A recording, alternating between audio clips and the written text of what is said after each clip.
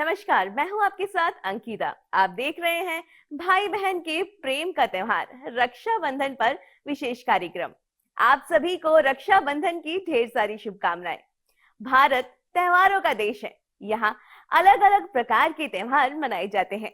हर त्योहार अपना विशेष महत्व रखता है। रक्षाबंधन भाई बहन के प्रेम का प्रतीक है। छत्तीसगढ़ में भी रक्षाबंधन बहुत ही हर्षोल्लास से मनाया जाता है। इस साल भाई बहन के इस पावन पर्व पर भद्रा का साया बताया जा रहा है। ऐसे में किस शुभ मुहूर्त में बहनें भाई की कलाई पर रक्षा सूत्र बांध सकेंगी? रक्षाबंधन का त्योहार सावन मास की पूर्णिमा तिथि को मनाया जाता है। ये त्योहार अगस्त महीने में आता है। रक्षाबंधन के दिन बहनें अपनी भाई की कलाई पर राखी बांधती है। इस बार सावन माह की पूर्णिमा को भद्रा का साया है। ऐसे में रक्षाबंधन के त्योहार पर भी भद्रा रहेगी। भद्रा रहने पर राखी बंधन के सही समय का महत्व बहुत अधिक बढ़ जाता है। ऐसे में आइए जानते हैं इस पर्व में कब और कैसे रक्षाबंधन मनाएं और इस दिन किस मुहूर्त में बहनें भाई की कलाई पर बांध सकती है राखी। राखी एक प्राचीन हिंदू त्योहार है। राखी का त्योहार भाई बहन के बीच के बंधन का जश्न मनाता है। ये त्योहार देश की कई संस्कृतियों में बहुत प्रसिद्ध है, क्योंकि भाई बहनों के बीच कर्तव्य और प्रेम की अवधारणा सार्वभौमिक है। त्योहार के दिन सुबह भाई बहन अपने परिवार के साथ इकट्ठे होते हैं। बहनें सुरक्षा के प्रतीक के रूप में राखी बांधती है। राखी का उपयोग पड़ोसियों और दोस्तों के बीच अन्य रिश्तों को मनाने के लिए भी किया जाता है।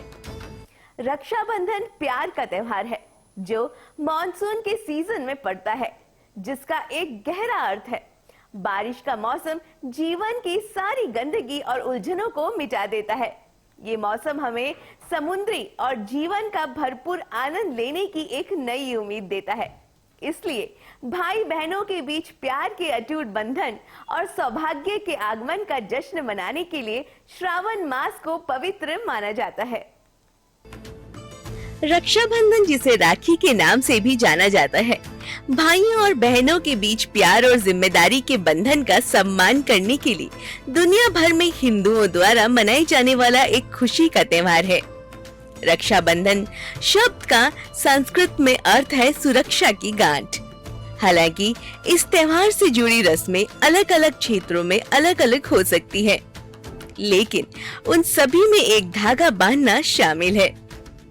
बहन अपने भाई की कलाई पर एक रंगीन धागा बांधती है, जो उसकी सुरक्षा के लिए उसकी प्रार्थना और शुभकामनाओं का प्रतीक है। बदले में भाई अपनी बहन को एक सार्थक उपहार देता है। रक्षाबंधन की उत्पत्ति का पता प्राचीन काल से लगाया जा सकता है। हिंदू धर्म ग्रंथों में भी रक्षाबंधन के कई विवरण हैं। भारत के विभिन्न क्षेत्रों के किसान समुदाय के लिए राखी पूर्णिमा के दिन श्रावणी का अनुष्ठान विशेष महत्व रखता है। बेहतर फसल के लिए वर्षा जल की प्रचुरता आवश्यक है। खेती किसानी के लिए पर्याप्त पानी मिलने का सबसे अच्छा समय मॉनसून होता है। इसलिए बिहार, मध्य प्रदेश और झारखंड जैसे राज्य के किसान मिट्टी की उपजाऊ के लिए उसे बहुत पसंद करते हैं। राखी के त्योहार 2026 में भी यही उत्सव मनाया जाएगा। ऐसी ही एक कहानी है इंद्रदेव की पत्नी सची की, जिन्होंने शक्तिशाली राक्षस राजा बलि के खिलाफ युद्ध के दौरान इंद्रदेव की कलाई पर रक्षा के लिए एक धागा बांधा था। ये कहानी बताती है कि पवित्र धागे का इस्तेमाल प्राचीन भारत में ताबीज के रूप में किया जाता था, जो युद्ध में जाने वाले पुरुषों को सुरक्षा प्रदान करता था। और ये केवल भाई बहन के रिश्ते तक ही सीमित नहीं था। भगवत पुराण और विष्णु पुराण की एक और कथा बताती है कि कैसे भगवान विष्णु ने राजा बलि को हराकर तीनों लोकों पर विजय प्राप्त कर ली, जिसके बाद राजा बलि ने भगवान विष्णु से अपने महल में रहने का अनुरोध किया।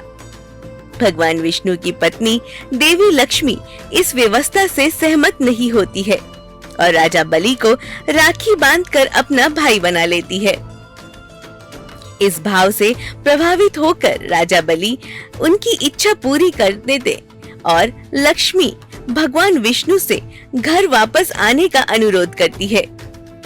एक अन्य कहानी में गणेश की बहन देवी मनसा रक्षाबंधन पर उनसे मिलने आती है और उनकी कलाई पर राखी बांधती है।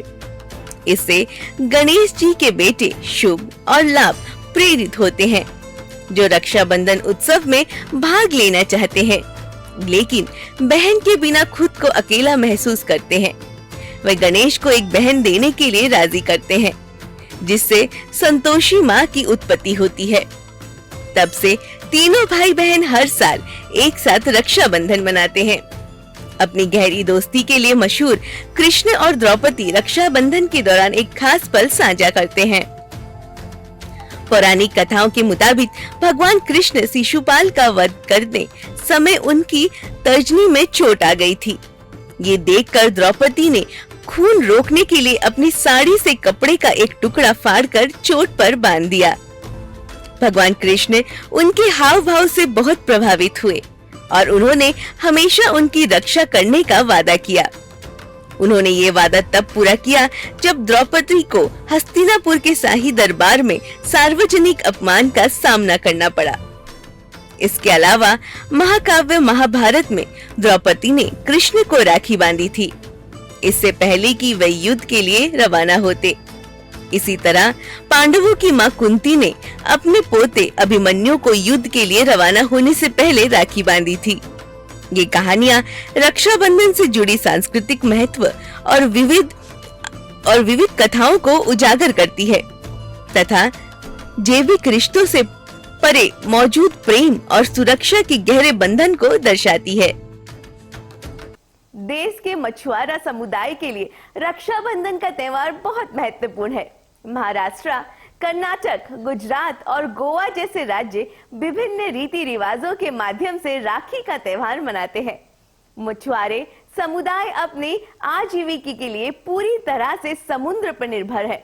मॉनसून के मौसम का समुद्र के पानी और मछलियों पर सकारात्मक प्रभाव पड़ता है। इसलिए नारियल पूर्णिमा का उत्सव भगवान वरुण को प्रसन्न करने का एक प्रयास है।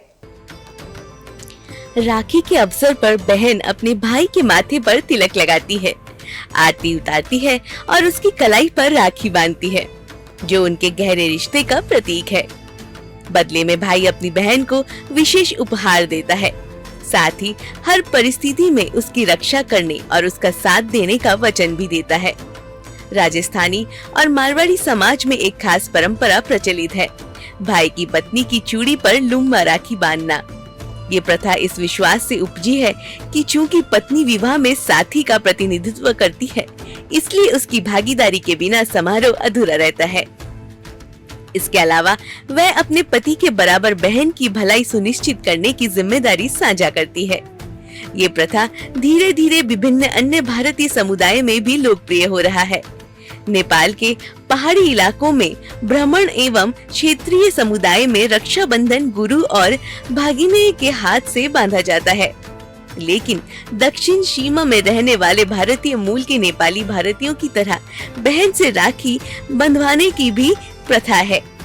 इस दिन विष्णु कुमार नामक मुनिराज ने 700 जैन मुनियों की रक्षा की थी।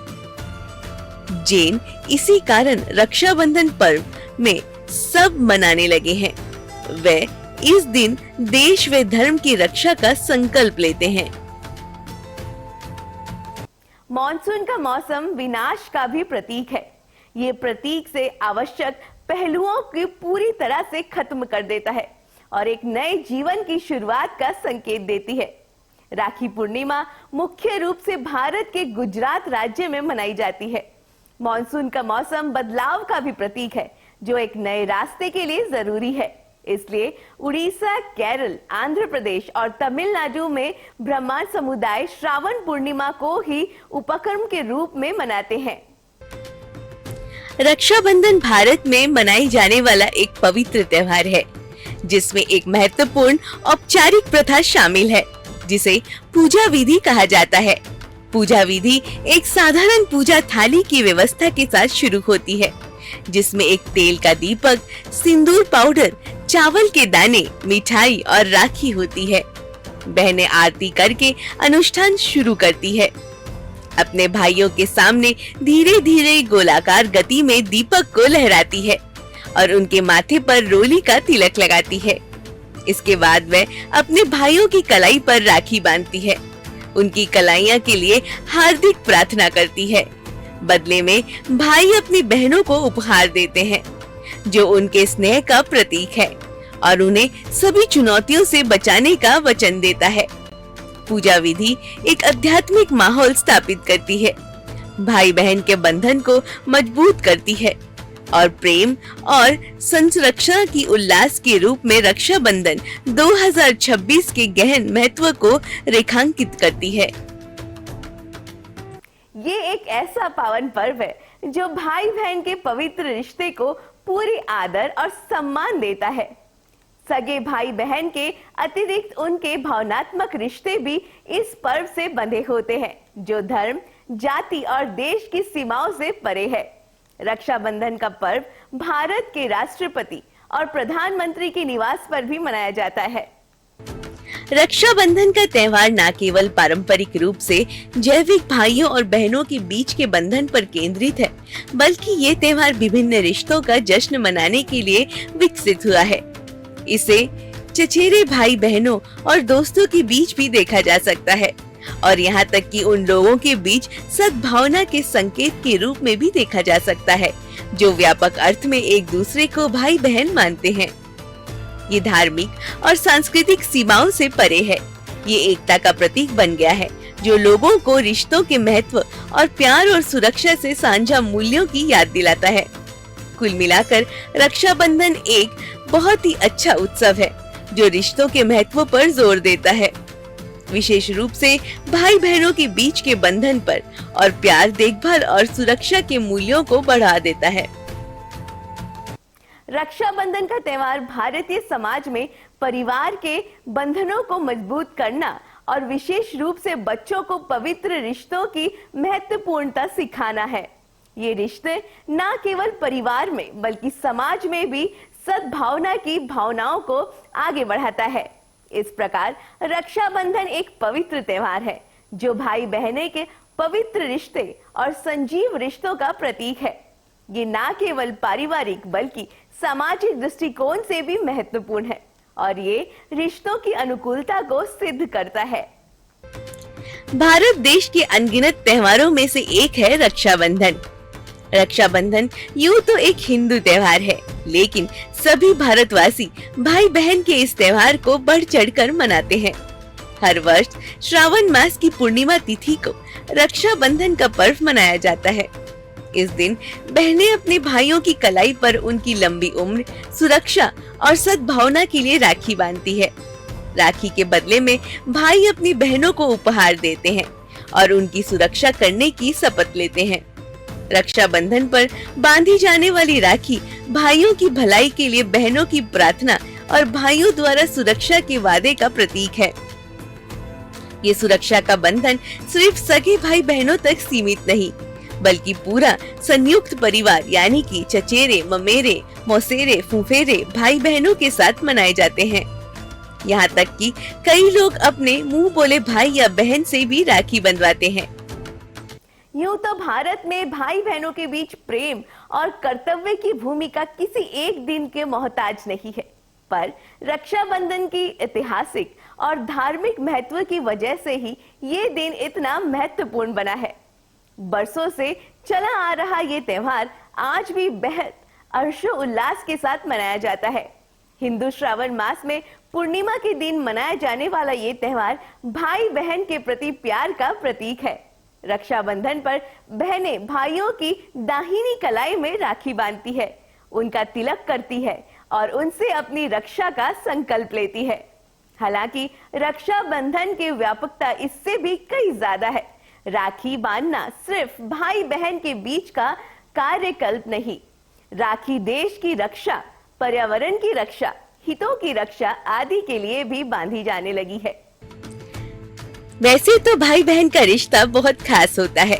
जिस तरह से वे एक दूसरे की चिंता करते हैं, उसकी कोई तुलना नहीं की जा सकती है। भाई बहन के बीच का रिश्ता अतुलनीय है। वे चाहे छोटी मोटी बातों पर एक दूसरे से कितना भी लड़ाई झगड़ा करे, लेकिन फिर भी वे एक दूसरे के लिए कुछ भी करने से पीछे नहीं हटते। जैसे जैसे वे बड़े होते जाते हैं, जीवन के विभिन्न समस्याओं पर ये रिश्ता और भी ज्यादा मजबूत हो जाता है। बड़े भाई अपनी बहनों की सुरक्षा के लिए हमेशा तैयार रहते हैं।